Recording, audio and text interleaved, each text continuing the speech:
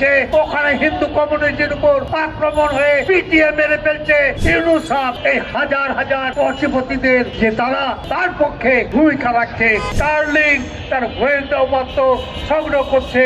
বর্তমান দেশের অর্থনৈতিক, রাজনৈতিক সমস্ত বিষয়ের উপর কথা বলেছেন। আমরা যে কথাটা বলতে চাই সে কথাটা হচ্ছে যে জুলাইয়ের যে অভ্যুত্থান, জুলাইয়ের অভ্যুত্থানের মধ্য দিয়ে জনগণের যে প্রত্যাশার ভিত্তিতে আত্মত্যাগ করেছিলেন, সে প্রত্যাশা ছিল সমস্ত ধরনের বৈষম্য, সমস্ত ধরনের নিপীড়ন, সমস্ত ধরনের বেআইনি অগণতান্ত্রিক কার্যকলাপ এটা বন্ধ হবে। আমাদের দেশের উপর সেদিন আমরা বলেছিলাম ভারতীয় সাম্রাজ্যবাদ আমাদের দেশের উপর যে আধিপত্য বিস্তার করার মধ্য দিয়ে বাংলাদেশের জনগণের এবং বাংলাদেশের স্বাধীনতা সার্বভৌমত্বের বিরুদ্ধে যে পদক্ষেপ নিচ্ছে তার বিরুদ্ধে আমরা রুখে দাঁড়িয়েছিলাম। ভারতীয় সাম্রাজ্যবাদে এদেশের কি হিসাবে, শাসক হিসাবে তার যে স্বার্থ রক্ষা করেছিল তৎকালীন প্রধানমন্ত্রী শেখ হাসিনা, তার পতন ঘটেছে।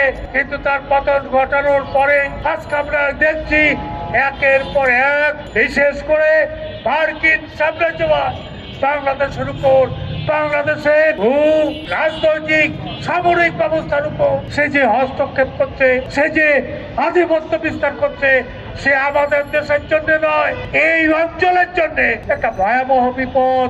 আপনারা জানেন স্টার্লিং বলে একটা কি করেছে, একটা স্যাটেলাইট ব্যবস্থা চালু করেছে।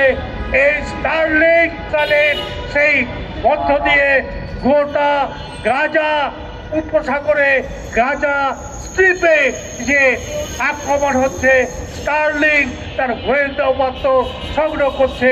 স্টার্লিং ঢাকায় হয়নি, স্টার্লিং হয়েছে কক্সবাজারে স্টার্লিংয়ের মধ্য দিয়ে বারবার সহ এই অঞ্চলের উপর গোয়েন্দা নজরদারি, সেই নজরদারির জন্য হয়েছে। সেই স্টার্লিং বসানোর পর আমাদের এখানে দাবি করেছে আমরা যেন সেই বারবার সীমান্তের সাথে আমাদের জন্য একটা করিডোর ব্যবস্থা চালু করে, এই করিডোরের পাশাপাশি তারা উদ্যোগ নিয়েছে এবং ইউনূস সরকার বলেছে জনগণ যদি রাজি না হয় তাহলে জনগণকে সেটা বুঝাতে হবে, তাদেরকে রাজি করাতে হবে। কারণ এই নাকি এখানে যে নতুন যে ব্যবস্থা যাতে করছে তারা নাকি পৃথিবীর সেরা লোক, অর্থাৎ তারা আমেরিকান নৌবাহিনীর সাথে চুক্তিবদ্ধ এই নৌবহরের স্বার্থ রক্ষা করবার জন্য। এই যে আজকে আমাদের যে চট্টগ্রামের বন্দর লিজ দেওয়ার ব্যবস্থা হচ্ছে, এই যে একটার সাথে আর একটা যুক্ত, এই যে যুক্ত, এটার বিরুদ্ধে আমরা যদি না দাঁড়াই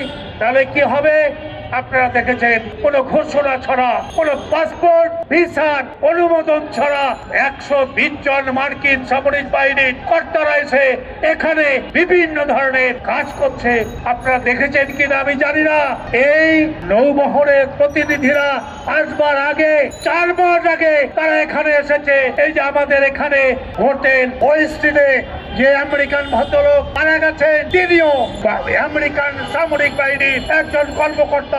তার এই মৃত্যুটা রহস্যজনক, তার ব্যাপারে কোনো না আমেরিকা না বাংলাদেশ কোনো কথা বলেছে। এটার সাথে আপনারা জানেন এই যে এখানে যে কাণ্ড হচ্ছে, সেখানে এই নৌবহরের আগে ওই অঞ্চলে 4 মাস আগে আমেরিকান বিমান বাহিনীর লোকজন সেখানে এসে উপস্থিত হয়েছে এবং এসে তারা 4 মাস আগে তারা এসছে। সেখানে একটা গোয়েন্দা নজরদারি ওই অঞ্চলে হয়েছে।